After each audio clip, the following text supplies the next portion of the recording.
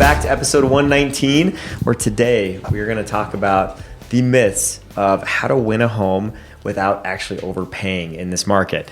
And we're going to talk about what that looks like to win a home in this market and give you some details on best practices for how we're helping people do that all the time.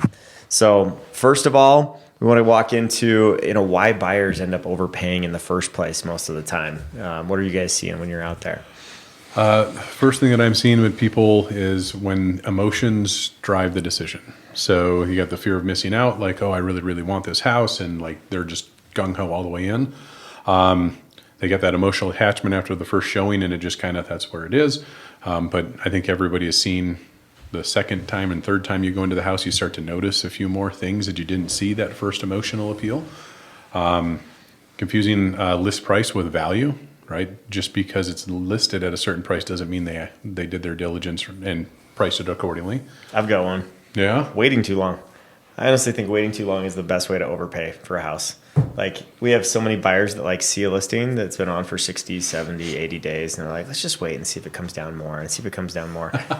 And then somebody else gets in the game and they're emotionally invested in the house because they've been watching it for 30 days and they've done 3 different visits and told their family about it and talked to the HOA president. And now all of a sudden it's like, now I have to compete with this house and I have to pay it's sometimes $50,000 more for it than what I would have paid before. So I think waiting is the biggest thing. That's a good one. Yeah, I've learned a lot from clients who are, we had Gary on how many shows ago? Yep. He really wants a deal and he has taken me places that I probably would not go. Mm-hmm. But to follow on that is just put it out there. Like, they can respond, you learn something. They can not respond, you still learn something. Or you can get engaged and get a deal done. So Yeah. I think waiting too long, but the other part of what you opened with is we do want emotion. We want them to find something that they think but drawing that line, and I think we're going to talk a lot about that in this episode. I love it. How much do I love it? Because I still don't want to lead with my emotion. At some point, let your emotions sit. Let's see what kind of deal we get. I mean, if you like it online and you like it in person, check that emotion. But if I've seen people where they're emotionally attached to a home because of some feature, but they don't have no bedrooms for their kids. It's like, that's going to be more of a pain point than this beautiful kitchen. Mm-hmm. So, all right. And the other thing is the headlines nowadays kind of exaggerate the story, right? So there's a sense of urgency, and everything's clickbait, right? So it's always exaggerated. So whenever they do the national home statistics, and I'm like, well, real estate is hyper local. It can change from the west side of town to the east side of town significantly. So that's kind of where it is having a strategy, being an active buyer. Don't be passive and just watch this thing. But if you like it, okay, what is it going to look like? Maybe it's make an offer and don't get a response. So that's kind of the first start there. So, but the emotional part of it's big. And I just showed a home recently where it sloped 8 inches from the middle of the home to the front door, and my buyer loved it. She was like, "Yeah, this is great. This is the right part of town, right where I want to be." And I'm like, "How do you feel about vertigo?" Do with vertigo. 8 inches. I think that might be a record. It was a big. I've seen some pretty bad ones, and in the end, it's less than 1 inch. We did a height test after, and it was a big swing from one side to the other. So, just that emotion can get you to buy a house that's going to be almost impossible to sell down the road if you let that carry you through and don't have any science to back it up. Yeah. So it's got to be art and science. Yeah, right? You talked about the clickbait, the way you write. We try really well to write really good listings. Mm-hmm. But when you read this thing about, and they're telling you when to submit their offers, then you look, they've been on the market for 130 days and they haven't changed that. It's yep. So in all my, showing appointments I put on calendars, I always put price and I put the price discounts so you know where they started and how many days. Yeah.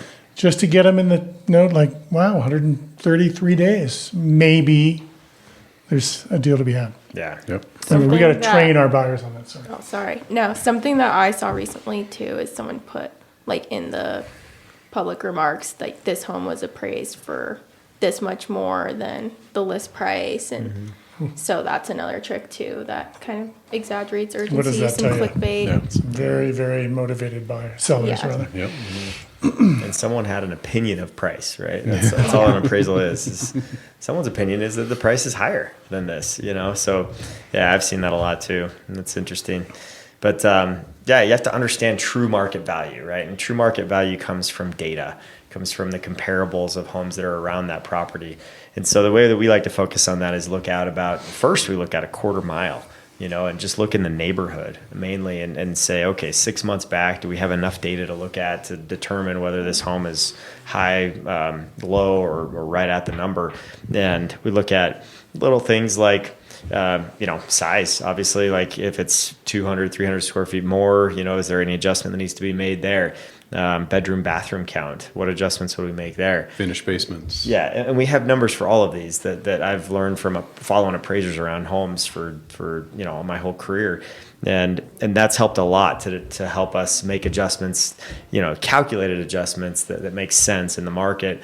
And, as you do that, what a finished basement is going to add, what a fourth bedroom is going to add, what a third bathroom is going to add, and all kinds of different things, and then you have to weigh out, what about the cosmetic updates, all those things really are real money, right? And some of them pay you back 2-3 times. Others are going to pay you back 50 cents on the dollar or 15 cents on the dollar. And so there's a lot of adjustments that need to be made. And that's really understanding true market value. And in our market in the fourth quarter, we were 98% of the list price is what most homes were selling for. And that was after a couple price adjustments. So that's kind of the nature of our market, and where it's at right now is you'll see a home go on, reduce price 1%, reduce another 1%, and then sell on average in about 45 to 50 days is kind of where days on market's been in the last few months, and then get 2% less than what their last list price was. So that's what is happening most of the time, but those condition and layout adjustments that we make to determine value, that's how you find true value, rather than just how do you feel when you walk through this house. I've said this before, but in a community like South Denver, where similar builders building the same layouts, finding comps is much easier in our markets than maybe in some others. Yeah. And if you have it, not like we all have different subtleties to how we comp, but I like finding the house across the street, even if it sold 18 months ago. Yeah. Because I know what the market did over 18 months, and I can still get pretty good comps. Yeah. Right. Exactly. So I say to buyers all the time, like, don't worry about the price, because we have no idea if they're asking the right price. Yep. Let's figure out, do you like the home? What about it do you like? Then we'll figure out what we think it's worth. And that might be, we've had times recently where that house is priced really fairly. Yeah. Sometimes that's the case. Yep. And sometimes not. I think a lot of our listeners have bought homes and their realtor never checked comps, never even showed them, what the comps are looking like. And that's crazy to me. Like, our first step is always you find the home that you like, and then comps, data, right? Figure out that part of it and determine market value, and then determine a strategy around market value. And I think that's where some people skip that step and they miss out later. Yep. Disclaimer, like, the market we're in allows us to do this the right way again. 3 years ago, we didn't have that luxury. Yeah.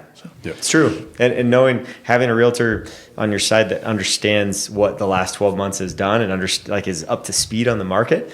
I can't tell you how many times I've talked to agents in other markets that I'm trying to refer a client to, and I say, "What's your average price?" And I don't know, and then I'll say, well, "How about the last 12 months? Like, how's have you guys depreciated what?"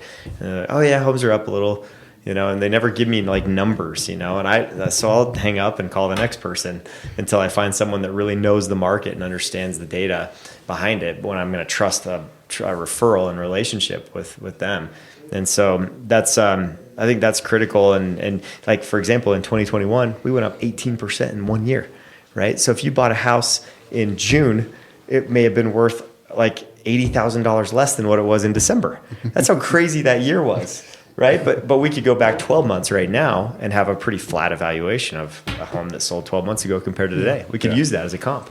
So, you have to know what the market's doing as well. And looking at those comparables, it always tells you what the market paid for that property, not what it's willing to pay, what it actually has paid. So that's where the closed ones. So, and that's just with anything. So that's where the analytics come in and that science. So. Yeah.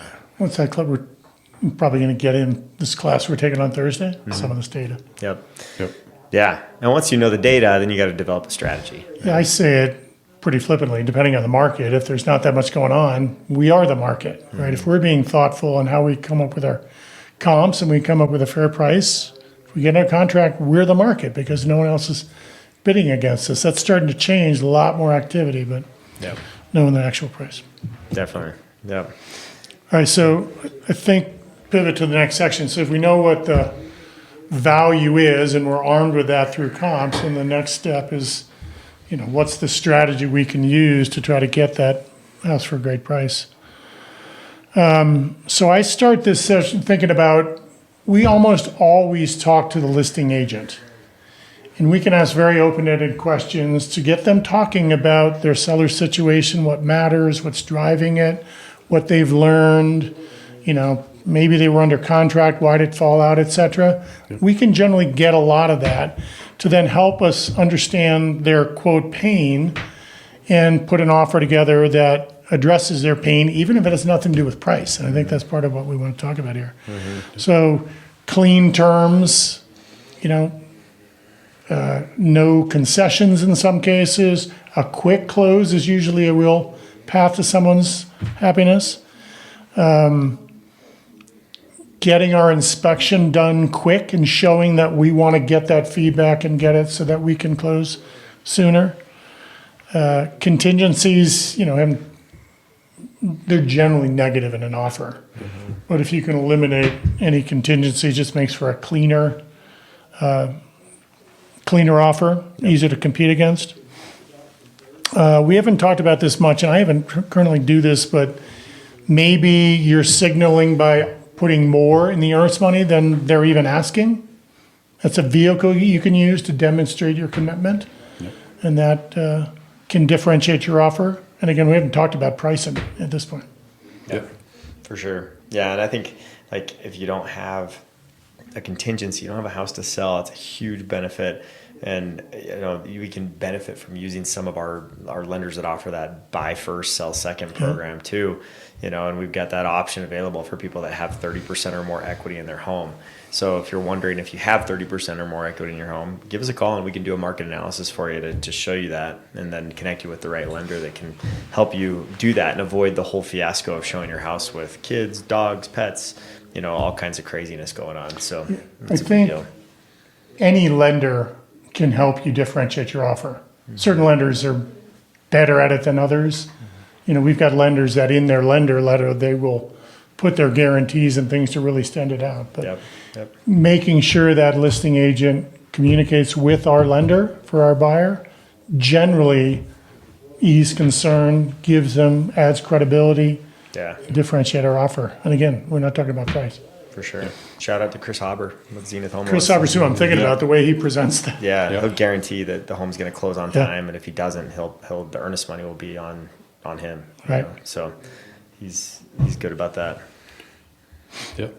No, the other thing, so what if the sellers want more? So what if it's, price or anything else? So that's where you have to kind of leverage your advantage. So you got to understand the seller's condition, if you will, like what's their rationale, what's their motivation for selling something that's been on the market for a long time, like has it been stale, no price reductions. I was talking to somebody who they've had 3 showings in 4 months, never took a price reduction, never done anything, and I'm like, well, you're not really motivated to sell your home, it's going to hurt you. We just had a podcast episode of somebody who was on for 228 days or something like that. Well, it appraised for $50,000 more than what we had it under contract for because they missed the market. So leveraging days on market, multiple price reductions, not getting the traffic. Seasonality is a really big thing. So some folks, if the house is vacant and they've moved out and the winter season is coming in, right? Do you want to have a house that's vacant with, having to do snow removal, furnace going out and, freezing pipes? There's a lot of headaches that could come along with that. So, got to pay attention to that type of stuff too. So, and just being blunt, buy a house in July or August or November, December or January. Those are great times. Yep. Right? Sell a house in February, March, April, May, June, or even September, October. I mean, there's kind of a divvy between months that really are good for sellers, months that are really great for buyers, and it just is supply and demand based. Yep. So, and other big strategies is I look at a lot of the structural stuff when I'm going through homes for structural stuff like the big ticket items. So what's the HVAC look like? What's the age of the water heater? And I know, like, going into this home purchase for somebody, like, these are probably going to be inspection items, but knowing that that's going to be a separate part of the negotiation. But hey, let's use that to our advantage. So sometimes give them a more fair price, but then get into replacing HVAC. Your net is actually going to be pretty good there. So definitely. And we talk about keeping that separate, right? Let's get under Yeah. contract. What we learn later, we'll learn later. Yep. And if you have a better eye than most and can see what's coming, Yep. that's really second level strategy. If you can play what you're going to find in the future, but don't officially know yet, and use now. Yeah. If I can tell the roof has got some hail damage on it, I know that's going to be an inspection item, but so I might be more willing to give them a price because ultimately my clients are going to get a much better insurance rate because the roof's replaced. So. Yeah. Cool. Yeah. And I think it's important too to just know what your limits are, right? Going into the home buying process. Yes. Yeah, this is, so we talked about the emotional side. Like we actually want emotion, but we also want to check it and put it in its place at the right time. So this is a very fun conversation. Like, at what point, client, buyer, are we ready to walk? First point of that, is there a point? Sometimes it's so emotional, they're not willing, or they get caught up in hopefully that's not the case. Yep. But if we can be disciplined and knowing what it's worth, addressing the issues, knowing that we're going to wait on some of these, knowing there's a point that we're not going to go, that is, for a buyer's agent, knowing that we have that is so helpful and powerful. Yep. And Being able to tell the seller's agent, I'm sorry, that's where we got to stop, and mean it. Yep. And have it be 100% truthful. Yeah. You got to do the work with your client, but knowing that there is a point and then being able to hold ourselves to it is a big part of making sure we're not overpaying for a home. And that was really popular 4 years ago when everyone was getting multiple offers and multiple bids. Like, you had a stopping point on the upper end of things, but now it's what are we willing to pay for this property as it sits right now? What am I willing to take on if it's cosmetically tired and that type of stuff? So, that walk-away power. Sometimes, as we were talking about earlier, is sometimes those agents will come back like, hey, we're willing to entertain your offer. Yeah. Well, unfortunately, Too late. we already bought something else. So, but they'll be convinced against their will. It just will take time for them to realize that. Yeah. I mean, part of this, as we wrote part of this is financial. Like, at some point, your financial limits are your limits. Yep. Usually we have enough wiggle room. That's not the ultimate driver. Like, we've seen it with some recent clients where they were to a point where they were no longer comfortable, and maybe we couldn't look at all the homes, but acknowledging that financial matters and there's a limit there. But usually, from what we're talking about here, is we need to know, based on our own research, what we've discussed, at some point we're prepared to let that house go at that price, and then maybe we get it back at the price we want. Yep. Definitely. No, and that's the one thing, and that's the part of the strategy of not developing this alone, right? So don't just, hey, buyers, go figure that out and let me know what you want to do. Like, hey, here's what I got. I'll let you guys talk about the personal finance aspect of it, but we'll come back and develop a strategy. So. Yeah, and that's also why the right team helps you win smarter, and why working with the right team matters. So agent experience is one thing that will really help you out. And just a side note on that, make sure they actually have experience, because I know there's people that have been agents for 20 years or whatever, but they're doing maybe like one deal every few years or something like that. So make sure they actually know what they're talking about. Make sure they have local knowledge and that you have good lender strength. Also, strategy usually beats speed. And these things can all help you with reading seller signals, adjusting your offers quickly, and avoiding emotional mistakes that can cause you to overpay. Yeah. Well, and I laugh when people say like I hate realtors. I don't like realtors because it's like that's saying like you don't like flowers, right? You might like one, but you don't like the other ones, right? There's some that are more beautiful than others, and more knowledgeable and better, more valuable than others. And so it's important to know that not all realtors are created equal, and not all lenders are created equal. Some of them are really good at informing you and also having products available and having experience and expertise that you need to negotiate and help you through the process. And that can make all the difference, for some people, even just coming up with a better strategy than what you had when you're banging your head on the wall trying to get your home sold or trying to find the right home or getting outbid. I just talked to another buyer today who's in an agreement with another agent right now and had reached out to say, hey, we've struck out like 3 or 4 times, we're getting outbid and we just feel like the strategy's not there, the local knowledge isn't there. And so we're looking to have a different experience, and we're looking right where you are, where your office is, where your home is, and we've seen that you've done a lot of, had a lot of experience and that sort of thing. And so it's just, I think when people gravitate to value, that's what they want. And it's when you hear general statements like that, it's usually people that are just misinformed, or they had a bad experience and then they gave up and they stopped really, trying. So I would encourage anyone who's looking to absolutely reach out. We'd love to help, and help you win in this market without overpaying and, spending too much on a house. With the right strategy, with the right knowledge, you can do that, and we can help you with that, not only with knowledge and strategy, but with negotiation skills to really help you get that price down and get the terms of the offer that are going to, be best for you. So if you liked what you heard today, feel free to give us a call, and you can text or call the number that's on the notes here, and we'd be happy to set up a consultation with you and learn more about your situation so that we can help you through this process, whether it's on the buying side or on the selling side. Both have strategy. Both, it helps a lot to have an expert on your side that can help you through this process. So appreciate you listening, and we'll catch you on the next one.